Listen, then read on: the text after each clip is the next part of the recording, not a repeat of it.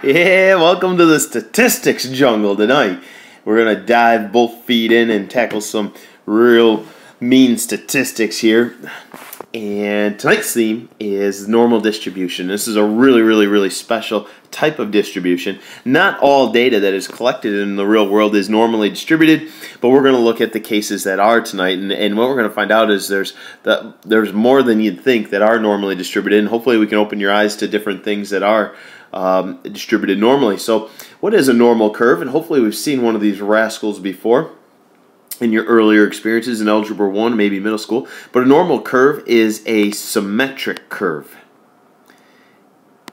It has a lot of symmetry within it.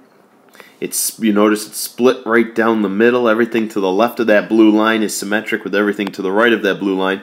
And we'd say that it is bell-shaped, or sometimes we like to use the terminology mound-shaped. We're going to run through some definitions here that'll kind of get us in the right frame of mind as we move forward. And we'd say here that a normal distribution is very important statistical data distribution. And that's what we want to keep thinking. It's a distribution. Pattern. Occurring in many natural phenomena. Probably the one that we're most familiar with at this stage in our life is the SAT scores. Okay, and the scores on the SATs are normally distributed. You've got your mean score in the middle, and the largest percent of your population scores right at that mean. 50% score less than the mean, and then 50% of the students in the country score above the mean, normally distributed. Now, normal distributions are symmetrical with a single peak, and where does that peak occur? That occurs right at the mean. A lot of times you'll see me use this symbol that we saw in our calculator last night for mean. Now the shape of the curve, like we said in the last slide, is said to be bell-shaped or mound-shaped, with a graph falling off evenly to both sides of the mean. Now, as we hinted earlier, 50% of the distribution lies to the left of the mean and 50% lies to the right of the mean. So the mean, splits it right in half. And then here's a real key one right here. We'll try to star this bear. The spread. The spread of a normal distribution is controlled by the standard deviation. And I think this concept of standard deviation representing the spread of our data is going to be a constant theme throughout the next 2 weeks. And we usually use a lowercase sigma to represent the standard deviation. So we might end up with some bell curves that are real tight and heavily concentrated in the middle, and you might run into some others that are more gradual, more spread out. So we've got a real small standard deviation here because everything's closely clustered together. But over here we've got a very large standard deviation, or we've got a larger spread because the data is more spread out. And usually the mean and the median are very close to each other, but up to this point it's been very rare if they were like actually equal to each other. Well, today in normal distribution, the mean and the median are equal to each other, and again they split the curve right in half. All right, here's the curve that we're going to continue to see over and over again tonight, and we're going to try to get you as many copies of this as you can so you can use a new one for each problem. But what we want to focus on is shading the region of the normal curve that's within one standard deviation of the mean. Now, let's go over where is the mean. Remember, the mean's always going to be right here in the middle, right where they show that 0. That's going to split the graph in half. And this thing right here where it shows the 1, that represents one standard deviation above the mean, or to the right of the mean. This represents 2 standard deviations above the mean, and this represents 3 standard deviations above the mean. On the other side, -1 is 1 standard deviation below or to the left of the mean, 2 standard deviations below the mean, and then 3 standard deviations below the mean. Now this idea of being within 1 standard deviation means I could fall anywhere between -1 and +1. And the reason we go one below and one above is I'm picturing that carnival game that we see at the fair all the time where they try to guess your weight, and they have to be within 5 pounds of your actual weight. Now they could guess 5 pounds over or 5 pounds under and still consider that a win for them or a loss for us. So it could be, if their guess was 3 pounds under our real weight, they win. If their guess was 4 pounds over our weight, they win. But if they were 6 pounds under or 6 pounds over, then they wouldn't win. So anyway, what we want to do is we want to try to add up all the percentages, and we're going to shade in this region right here, and I'm going to try not to cover up the numbers themselves. And let's see. So this is all the data that falls within one standard deviation, and I'm going to do 15.0% plus 19.1% plus 19.1% plus 15.0%, and that gives me a grand total of 68.2%. And we're going to find out before the night's over that that's a really, really special number. So you want to try to highlight 68.2 and put some stars around it. Very, very similar to the last slide. Now we want to focus on what percentage of the data is within 2 standard deviations. So I'm going to put a bold line here at -2 and another bold line here at +2, and I want to add up everything that falls in between those 2 boundaries right there. And so I'm going to shade everything in. Now maybe while I was doing the last one you were thinking to yourself, you know what, I think there's a quicker, easier way to add up those numbers. And basically because there's symmetry involved, what I'm going to try to do is I'm going to do this guy plus this guy plus this guy plus this guy, and then I'm going to double that answer because I'm getting the same numbers on the other side of the curve.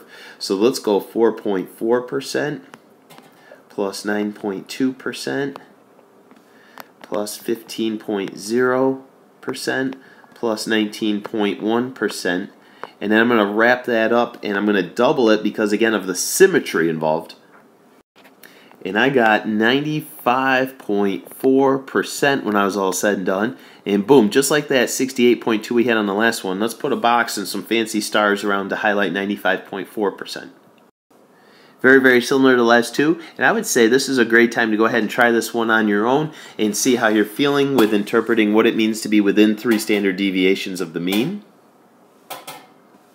What I was picturing was a really dark line there. We've got a really bold line over here, and I'm trying to add up every percentage that falls within that interval. And so what I'm going to do is I'm going to start with the 0.5 and add the 1.7, the 4.4, the 9.2, the 15, and the 19. Now ironically, maybe you could say, all right, again, let's cheat a little bit here. We know that from here to there is 95.4%, right?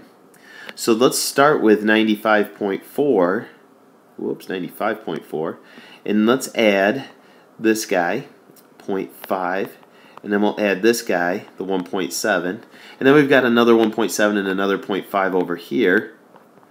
So we're just trying to take advantage of the symmetry we have involved, and that turns out to be 99.7% of the data falls within 3 standard deviations of the mean.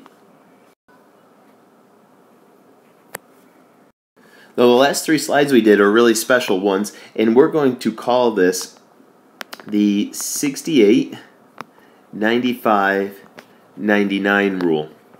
And what I've done is I've kind of just disregarded the decimal values as of this point, but we know that 68% fall within 1 standard deviation, 95% falls within 2 standard deviations. Whoops, I want that to be a deviation. And then 99% falls within 3 standard deviations. So of everything we do today, these are the 3 numbers we're going to try to memorize. Everything else we'll use the chart for. Now this one's got a little different flavor to it. They want to shade in the region that's more than 1 standard deviation from the mean. So that's going to be just the opposite of being within. Now instead of being inside, we're going to be outside of those intervals. So I'm thinking, okay, here's 1 standard deviation above. I want to shade in everything to the outside without covering up those numbers, hopefully, all the way out to that tail end. And I'm going to do the same thing on this side, south of the border, is I'm going to try to shade in everything over here right to the tail end there. And I'm going to try to add up all of the numbers I'm seeing. Again, there's symmetry, so we're going to try to take advantage and just double it. I'm going to add up the 0.1, the 0.5. Let's see, 1.7, 4.4, 9.2.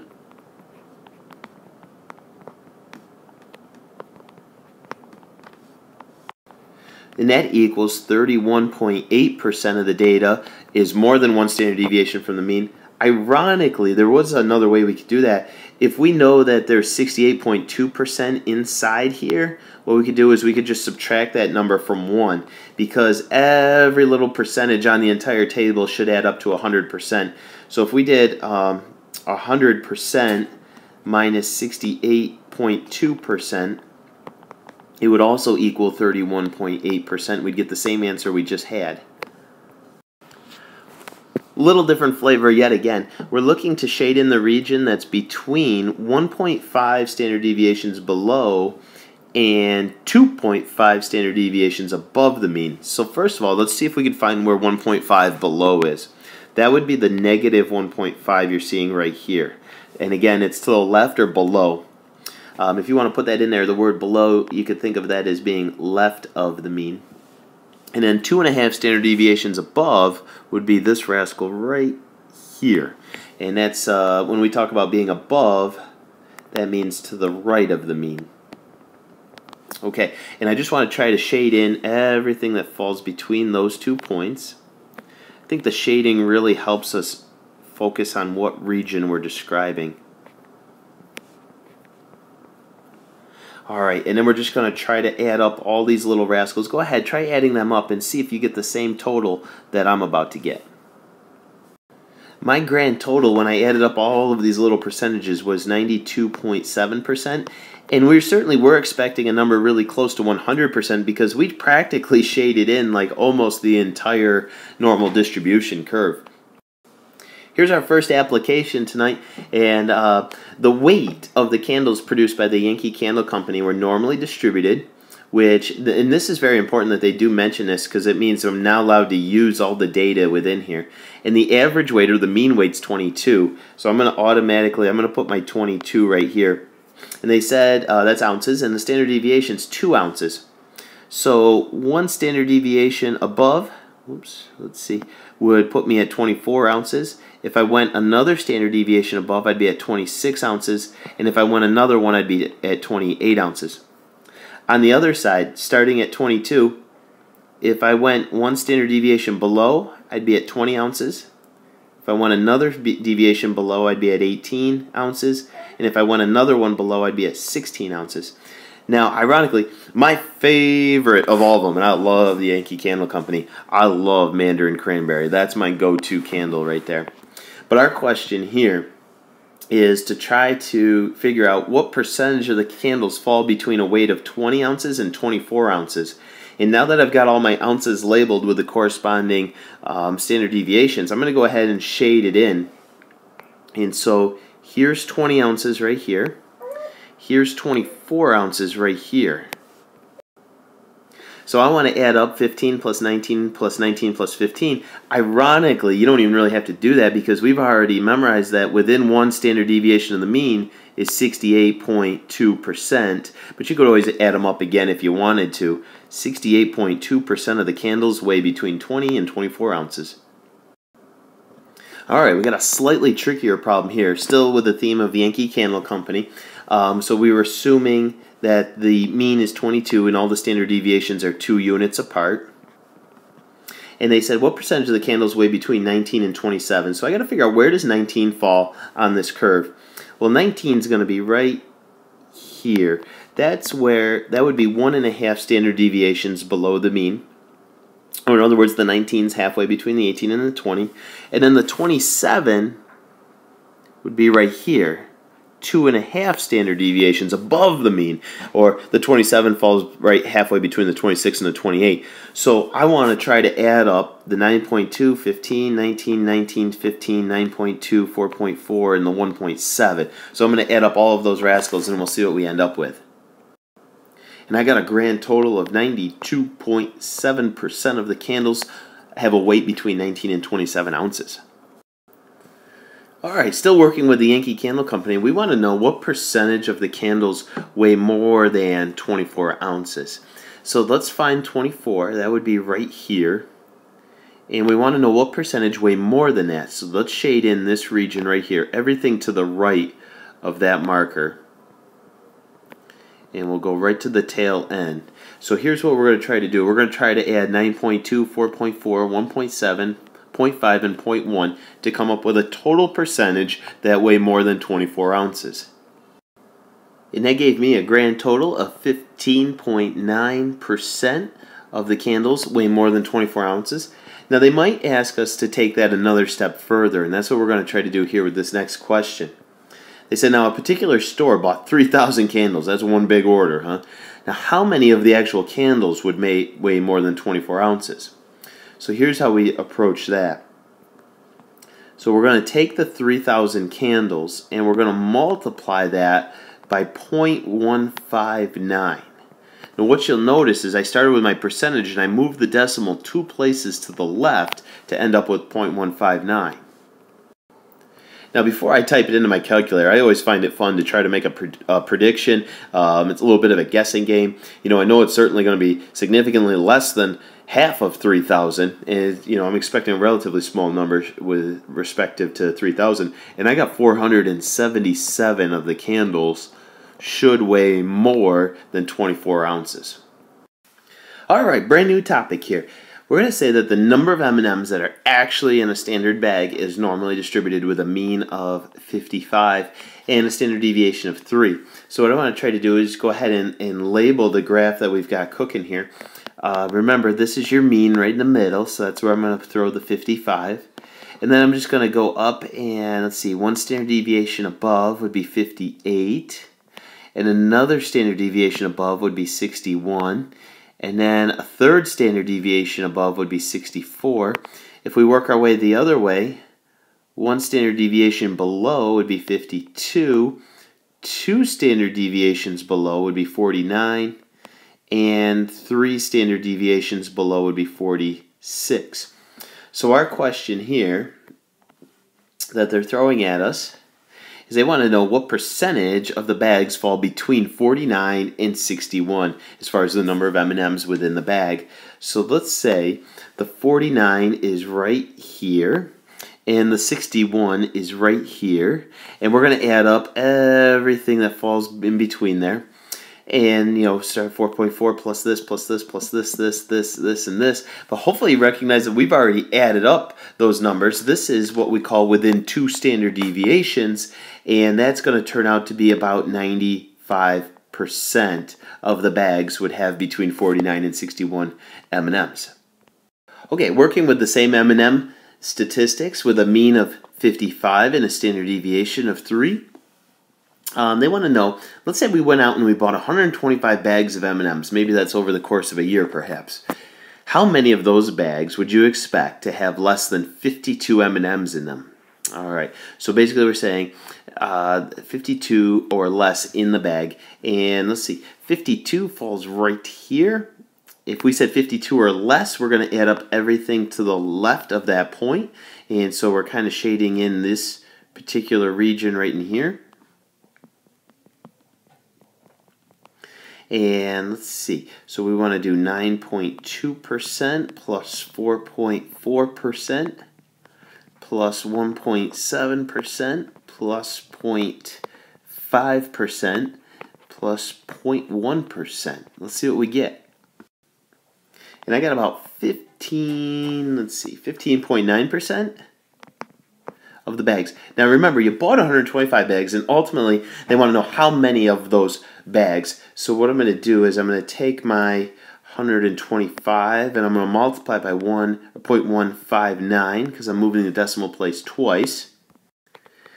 On the calculator, it turns out to be 19.875 bags of M&Ms, and we'll probably round that up to approximately 20 of those bags would have less than 52 M&Ms in them.